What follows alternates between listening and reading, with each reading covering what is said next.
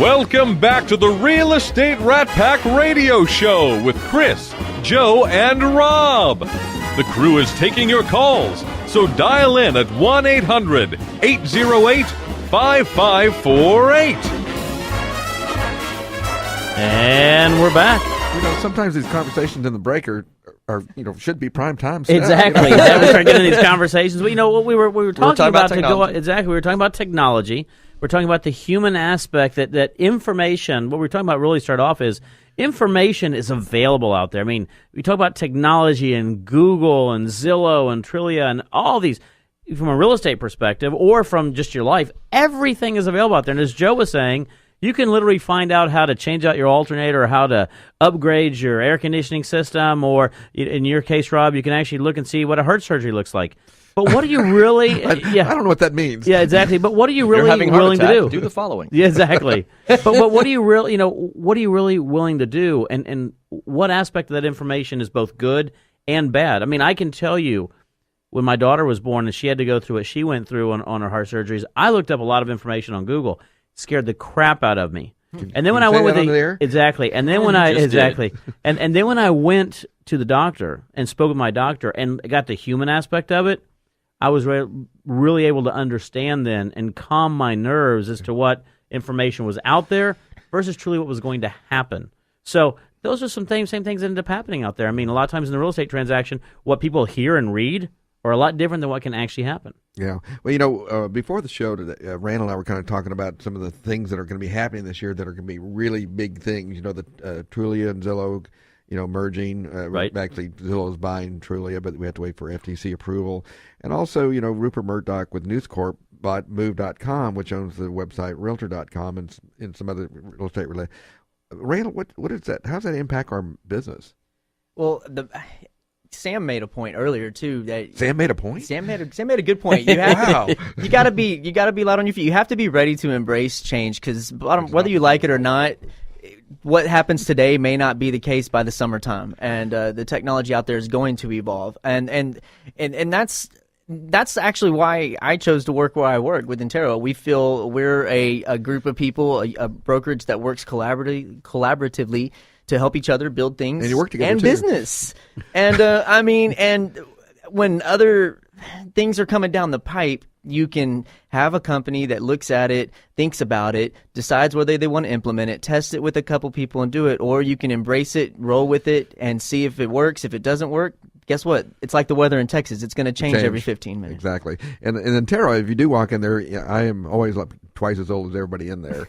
It's a young group, very very tight knit group, and you built a culture over there. And I think that's important as well. Going into this year and the upcoming years is people can work anywhere they want, and if you have a real estate license, we all do the same thing in terms of we write contracts, we help buyers, we help sellers, we train this and that, but it's important for companies these days to build a culture that people want to come to work. They feel proud. People who work for companies in Silicon Valley, they're proud of that. They've got everything going, and our company was founded in the Silicon Valley, and we try to carry that culture over, which I think is so important. I remember an anecdotal thing that somebody had told people at Microsoft. He was trying to promote a winery of all things, and he's put out something they could download to put on a T-shirt, which was "Change or Die." Yeah. And of course, on the bottom of that, he had www, whatever the wine company was, and it went viral. And that was their mantra is "Change or Die," and that's right. That's what we're faced with right now. If you don't embrace it, you might be able to do a little bit of business here and there, but you know what? You're gonna be left in the dust. That's funny. There's a poster on my wall that says, complaining is not a strategy on the wall. And how true is that? You can sit around and complain. I don't like this new app that came out that lets people call up a cab and get over to a house. But guess what? Learn how to use it. Learn how to work around it if you don't like it. And Sam actually talked about that earlier about, embracing it. We talked a lot about, Apple versus PC this morning and things like that. So if you would get a microphone over to Sam, we talked about, you got that new training center. I think that is I'm a very learning-based person myself, so I think that is a marvelous thing to do, and that will, of course, attract agents to come to your company to be able to make sure they get all that right training. Tell me a little bit about that. Well, that's right, because most people don't think of a RE/MAX office as being a learning-based or a training-based facility. No, they don't. But, in fact, we are the opposite of that. We are completely learning-based. That's part of our mission, is to empower agents to learn and do the best that they can possibly do. So as we think about our mission, we added the TopRealtyUniversity.com Professional Development Center as a way for agents to work together every day toward their professional development. What happened was I was beginning to see that new agents were getting their license, joining the company, they were all excited, and then didn't do anything. And so getting agents to cross the line from thinking about things to doing things is really the key to success. The majority of agents fail in our industry because of their inability to create and generate and sustain themselves and generate business for themselves. So we decided it was our job to help them do just that. So now our new designated broker is 28 years old, and our director of staffing and I understand there's some 25. relationship with that new broker of record. Yeah, she is my daughter, and our director of staffing and expansion is Timothy, and he's really only 25. So we're adding a much younger base to the old guys like me and some of our older extreme producers, because you have to have that continual flow. And the old learn from the new and the new learn from the old. But I'll tell you, I learn much more from these young folk than they do from me. That's why I like to hang out with them. Yeah, exactly. I learn a lot. I learn a lot from hanging out, and and of course they're kind enough to let me hang with them. And I do. That's exactly what I learn. I want to. Well, it's not really that you hang; it's you just you don't ever leave. Yeah, well, I just sit in the corner and drool. You sit in the corner, right? Well, thankfully, young people like to be around us old guys. It's not such a bad thing. I'm not sure if they just feel sorry for us or something like that. I've got to have somebody to try to give the bill to. Yeah, exactly. Pretty much that's it. Now you're part of you're part of a team that you have of your own that is a very high producing team. How many teams are in your office? I believe that about 30% of our office is team leaders and team members. So it's a pretty high number. I think we have 126 agents currently, and expecting to go much larger than that this year with the Professional Development Center. But the teams, I built the first team in Pearland many, many years ago, and it was just by need. I needed someone to sit and print postcards for me. And that was how my first team member got started. So interestingly, every time I hear discussions about teams and someone tries to identify the 7 team models, let me tell you this, that there are no 2 teams alike. Every team is structured completely differently. And I created a program called Master Team Leader. It's a designation program, and it's about a 2-year curriculum that helps you identify and build a team the correct way before you start adding members. I'm always intrigued by some of our competitors who say, well, come join us and build a team. And so next thing you know, they've got a team name, and they haven't sold one house. So now they're going to build a team. They haven't done anything yet. Well, we're going to teach you how to do that the right way. Start it correctly, build it properly so that it becomes extremely productive over time. Yeah, and team, like you said, there's so many different models of teams. Of course, right. My thought was you did it the exact right way. The first thing you need is some sort of administrative assistant, so you can go out and be the rainmaker, and they're doing the stuff that is not, doesn't make the cash register ring. That's right, and we break those down into dollar productive activities versus non-dollar productive activities, Support. but still vital activities. Yeah. So we the first thing to do is sub out the vital activities that are not producing the money, and you focus on the things that you do. And best. a lot of people I know, the first thing they do is they go out and get a buyer's agent. Mm-hmm. So you get a buyer's agent, you're doing production, and all of a sudden the admin is like, well, who's going to do that? Yeah, and then the buyer agent and the main agent start fighting over the leads, and they want to, the main agent won't give up the best leads. They hold on to those, and those teams don't survive, do they? No, they don't. They don't. That's right. Now, do you think team is going to be like the future of all real estate, or do you think it's going to be just maybe, like you say, 30% of the business? Oh, I think that probably.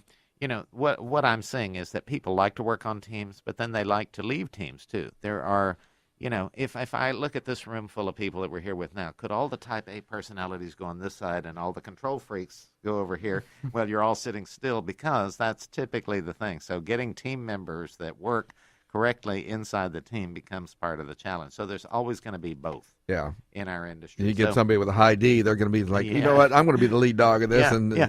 get So- two people on a team like that. It's like, no. That's right. So as a broker owner, you have to be able to provide the support for both types, as well as the team members. So you've got to provide training and support it, and that's why we have 2 full-time training directors, one That's in awesome. technology, one in the basics of real estate to help you grow, that provide one-on-one coaching and counseling for anyone at any level. Well, I applaud you for recognizing that need, because that is exactly, you know, I see the same agents getting out and they'll get to a company that has no support, no training, and of course that's why I wrote a contracts class is right. for MCE, is because I'm seeing so much bad. They don't have any training, and that's scary, because this is a profession where you can get in a lot of trouble quickly.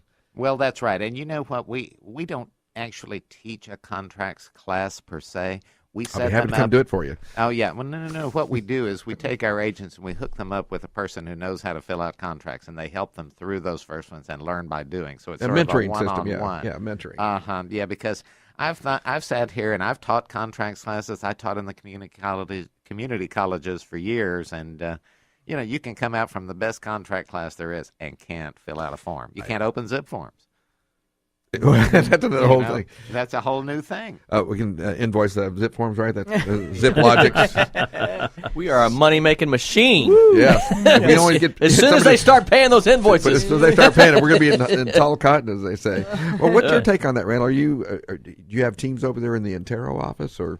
Yeah, I mean, we have a blend of that, but I wanted to back up just a little bit on the importance as well of training, and something that we've done over at our office. We are kind of trying to be that place where the mobile agent has a great workspace where they can come and go, more of a plug and play type. But if you know us, we're big on collaboration. We have the large collaboration table at West Ave, but we're about to launch our career website. It's not a brick and mortar building, but it is a catalog style website that agents can come in. We want to pick up right where real estate school leaves off, where they don't teach you how to start farming, they don't teach you how to start your database, different things like that. We want to help them build that career. Well, we know most right now, as the core classes are written and approved by TREC, Texas Real Estate Commission, it's designed to get you to pass the test. Mm-hmm. It is not designed to teach you how to do real estate. Sounds like the public school system, right? It's all about yeah. Boy, that's another whole show. it's about passing. We have a third grader who's being taught to pass the test this Pass the year. test. Yeah, And, because it's all measured on that. I mean, the school itself is measured on how many percentage of children are passing and at what grades, et cetera, et cetera. So it's not really learning anymore. It's just, how well can I teach you to memorize these certain facts that you have to know for this particular test? But then the real world is completely different, because you don't have that static amount of things. There's an old saying there: what gets measured gets increased. And if the state is measuring on the number of kids that pass a test, that's exactly what we're going to get. We're going to get more of them doing that. And it doesn't mean they're going to be But you know what we're successful going to in get life. next? We're going to We're gonna get a break. We're I gonna wanted get a to break. say, when we come back, a discussion we had online, it was really a good discussion, and y'all both have kind of touched on it, is the value of building a brand. And for a lot of the real estate community that listens, that's a big challenge. Maybe you guys can touch on that when you come back. The stars agree. A planet might be born.